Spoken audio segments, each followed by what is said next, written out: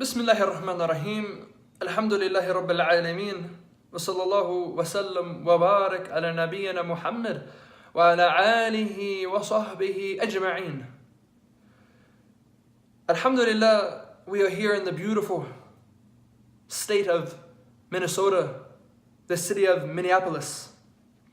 Anyone that has any knowledge of pretty much anything, then they will know that in Minnesota and specifically Minneapolis, there's a huge population of Somali people, as well as Kenyan and as well as Ethiopian.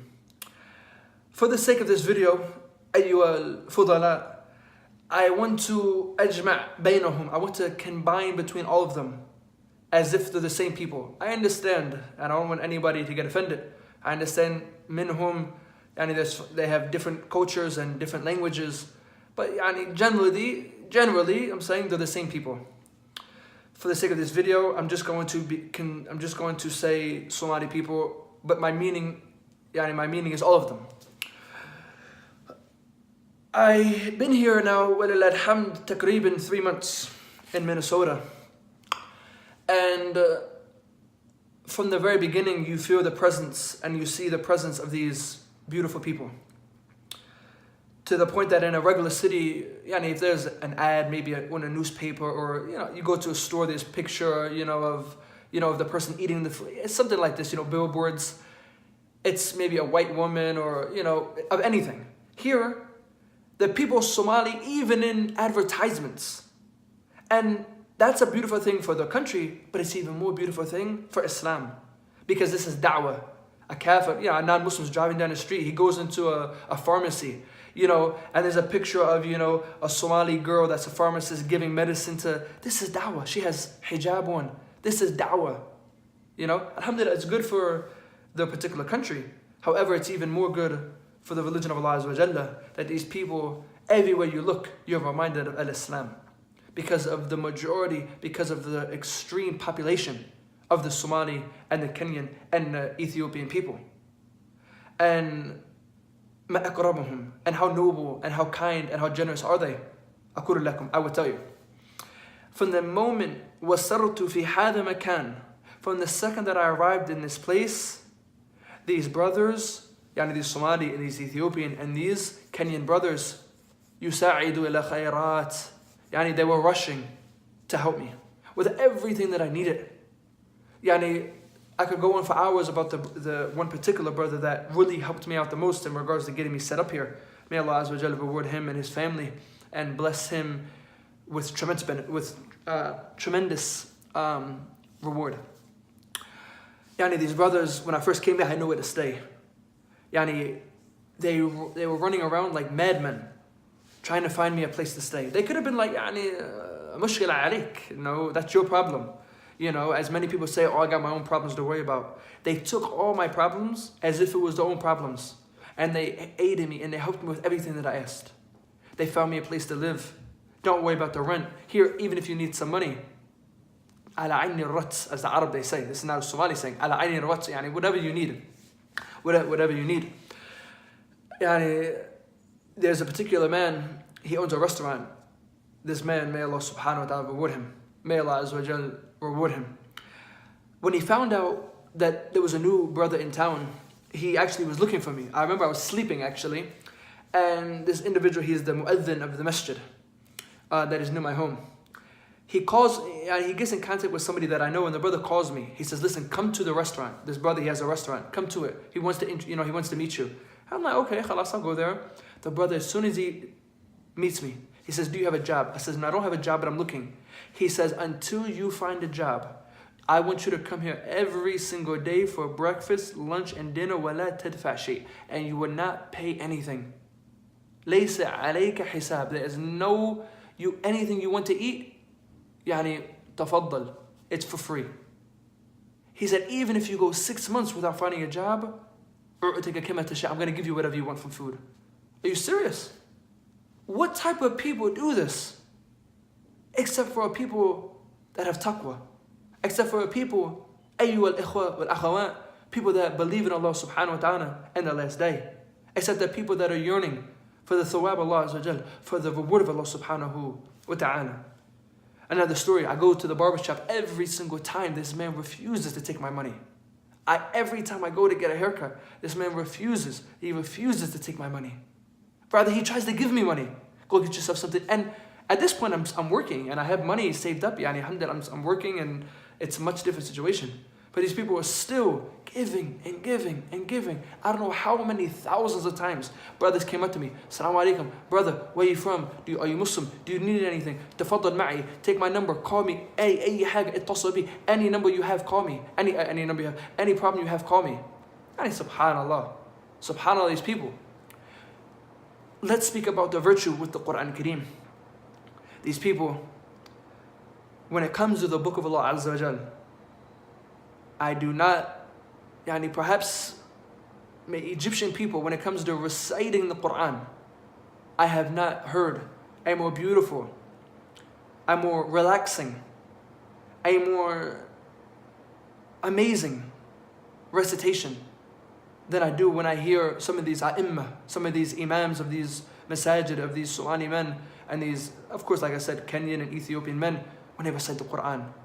Wallahi, when you hear it, يدخل بقلبك, it enters into your heart, and it gives you saqina, tranquility, and it opens up your heart. You hear this beautiful recitation. These people, it is hard to find from them a person lam yahfaz kitabillah, that has not memorized the book of Allah Azza wa Jal. Like أكثرهم حفاظ, and the reality is the majority of them حفاظ. Today it was 7 o'clock in the morning or 8 o'clock in the morning. I was on my way to work. I was on the elevator. There was a beautiful young girl, maybe 12 or 13 years old. She's reading Quran on the elevator. Not because her mom told her to. Not because she's showing off. As soon as the doors opened, I see that she's reading the Quran. Not just there and she's reciting Quran. She's actually reading from the Mus'haf. 8 o'clock in the morning. Where are you from this? Where am I from this? Where's the children from this? Where's the elders from this? Where's the adults from this? Little girl, 7 years old, memorizing the Quran. On the elevator. Subhanallah. What can I say? What can I say? Where I work, there's about 95% Somali people. When it is time to pray, of course, alhamdulillah, we're people of salah, and we ask Allah subhanahu wa ta'ala thabat, in that. We ask Allah and firmness in that. However, when it is time to pray, they don't waste walau daqiqa. They don't even waste a second. As soon as it is time to pray, they are stopping their job, they are not working, and they are going to worship Allah subhanahu wa ta'ala. They're not going to say, okay, well, I'll wait a little bit longer and, so that I can form with my manager and the schedule. Don't forget the manager. Forget the schedule. Adhan, khalas, salli. It's time to pray dhuhr. They always ask me what time, because I always have my phone at work even though I'm not supposed to. They always ask me, Ya Hassan, what time's dhuhr, what time's asr? I say, it's in 2 minutes. Okay, tell me when it's time. As soon as it's time, they stop. I was working the other day, and there was we had some packages, and there was a Christmas tree. And a woman, she was about to pick up the box, as it is her job, and then she realized there was a Christmas tree. She refused to pick it up. She says, I'm not picking this up. Allahu Akbar. Allahu Akbar. These people, firm to the deen, firm to the belief in Allah Azza wa Jal, firm in their culture. And you do not see them wavering in that. These women, they come to the job, full hijab. Jilbab, khimar, they're not switching up, not trying to look cute, not, I'm going to put a pound of makeup on, not I'm going to wear pants because I want to fit in with the managers and the kuffar. La. These people, yatamassak bid-deen, they hold firm and fast for the deen of Allah Azza wa Jal. And of course, we don't praise anyone of Allah subhanahu wa ta'ala. And indeed there is from the people, those who are not religious, and those who don't cover, and those who don't pray. However, I'm speaking about the majority. And the majority of these people, salihun, the majority of these people that will lie, they're pious. Allah, I say to you, these people are of the best of the people. And I have been to 7 countries. Walillah alhamd. Even in my time in Egypt, I was with Somali people. And they were qiram, tayyibun. They were fudala, people of virtue, people of generosity. I don't understand what went wrong with the rest of the world. If everybody was Somali, I think it would be a good planet. If everybody was from East Africa, I think we would have a better planet. Of course, alhamdulillah, and it's a beautiful thing that these people from all over, and I'm joking when I say that, but I'm just saying if we just had some of the adab, some of the attributes of these people, wallahi, the dunya would be a better place. These people, the countries were destroyed. War, terrorism, al-Shabaab. May Allah subhanahu wa ta'ala destroy them. They came here, they could have given up on Islam. They could have said, no, we was working hard, we was praying, we was religious, and we come to America and we can forget all that. What did they do? They came here, they set up businesses. They got their dunya. They came here, they set up marakis, madaris, jami'at, as they say, dixies, schools for learning. It is to the point that you can be here and never have to deal with a non-Muslim. There's 100% Muslim-owned stores, malls. These people have their own mall, at least 2 that I know of. Where do you know in the world do a people have their own mall? Everybody in there, Muslim. Every store, Muslim store. You don't have to deal with the non-Muslims at all. Muslim restaurants, completely Muslim restaurants, everything halal, Muslim stores, Muslim malls. I can't get over that. We're not talking about one Muslim store. We're talking about you go into a mall and it's a Muslim-owned mall. Parking lot, food, I'm stuttering because I don't even know how to even explain this. These people, they came here, they built schools. I'm not talking about, little centers. I'm talking about full blown out schools from kindergarten to high school where your child can learn Islamic education, can learn dunya education. It can be around Muslims. Proper, the teachers are Muslim. The bus drivers are Muslim. I see them, they come pick the kids up from the school. Everybody is Muslim. These people, they understood the meaning of brotherhood and sisterhood and community. What an amazing thing. These people, they came here, they could have given up on the deen. They could have said, you know what, our countries were destroyed, whatever. They came here and they were mujtahid. They were hardworking. And Allah gave them barakah in that which they wanted. It's as if you're in a Muslim country when you're here. There's about 5 masajid right here. There's 20, Muslim Somali-owned restaurants. Everywhere you look, there's Muslim people giving anything you need. Whatever you need, brother, let me know. The Quran, you hear it, you go into the stores, it's a beautiful place. It's a beautiful place. The people are religious. They fear Allah Azza wa Jal. These are people that Allah subhanahu wa ta'ala has given virtue to. Even the food.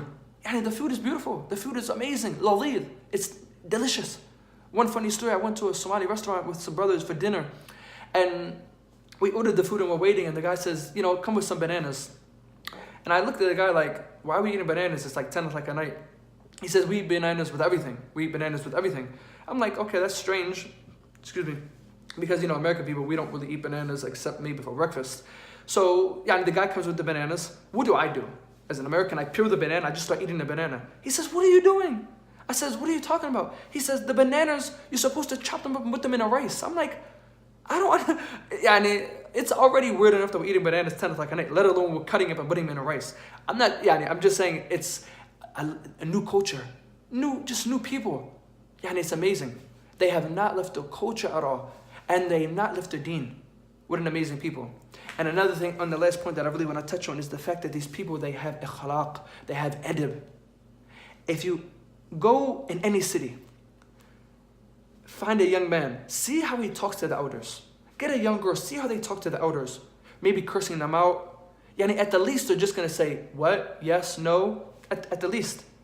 These people here, if an older man comes up to you, they say, yeah, Abu, yes, father, yes, uncle, yeah, hoyo, yes, mother, auntie, sister, always referring to them with the best, most respectful ways. They don't even know them. Excuse me, you come here. Yes, na'am. Yes, father. Yeah, that's not even his father. That's not even his uncle. That's not even her mother or her sister. But out of respect, yes, uncle, yes, auntie, yes, sister, yes, brother. They're not even related to them. It reminds me of America back in the day when, someone you don't even know could tell you, Butch, stop cursing, watch your mouth, pick that trash up. Me, I'm 25 years old. If somebody comes to me and tells me what to do, I'm going to look at them like they're crazy. That's not how it is with the Somali people. They can be 30 years old. If somebody older comes to them, wallahi, they respect them. Yes, whatever you need me to do. I need you to give me a ride home. Okay, yes. I don't care what you have to do after work. I don't care what you have to. I need a ride home. I'm your elder, you give me, are you serious? This stuff, I never even witnessed this stuff in my life. Yani, and really, we could go on for hours and hours and hours about the fadl and the virtue and the beautiful aspects of these people.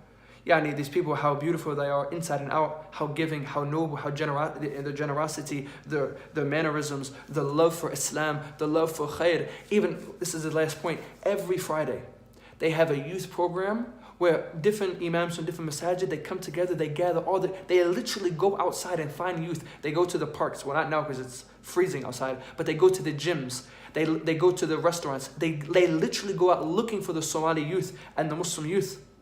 And they tell them, come to the masjid, we're having a night for the youth. Where they give some, not really a class, but they give some inspirational stories to increase your iman. Stuff that the youth need. Yesterday they had a good brother, mashallah, he had a nice talk inspiring the youth to be from those people that at least pray. At least yani pray and be good to your parents. A couple of weeks ago, a brother had just for the youth, yani they do this every Friday for the youth, reminding them of death. Reminding them of the dangers of being involved in the street life. I come from a city, yani we don't do that. We're not even worried about the youth. If you don't come into the masjid, khalas, it's not my problem. These people are here looking for the youth. And then you can see the effects of that in how they live. The fact that Allah has blessed them with deen and dunya. Allah has blessed these people in deen and dunya. And the fact that they have beautiful women, and the fact that they have beautiful men, and the fact that they have a beautiful culture, beautiful food, beautiful mannerisms, yani everything about these people is yani some of the best people I've ever witnessed in my life. And I've been to many places. And inshallah subhanahu wa ta'ala, I think that you just get the point. And I can only say thank you, O people of Somalia. وَلَقُولُ لَكُمْ اصبروا واعلموا ستجدوا الأجر عند الله. Be patient, O people of Somalia, and know that you will find the reward with Allah subhanahu wa ta'ala for your generosity, for your kindness, for your teaching of the children, for your care for the community, for your love for Islam. You will find the reward with Allah subhanahu wa ta'ala, and I am متأكد بذلك, and I am 100% with that. We ask Allah subhanahu wa ta'ala that He preserves everybody. Yani the Somalis, the Americans, from everybody. Anyone that says La ilaha illallah and follows the sunnah of the Prophet sallallahu alaihi wasallam, we ask Allah subhanahu wa ta'ala that He guides, that He preserves us. Anyone that does not, we ask Allah that He guides them. And indeed Allah subhanahu wa ta'ala knows best. Wallahu a'lam. Sallallahu wa sallam wa barak ala nabiyyina Muhammad wa ala alihi wa sahbihi ajma'in. والحمد لله رب العالمين.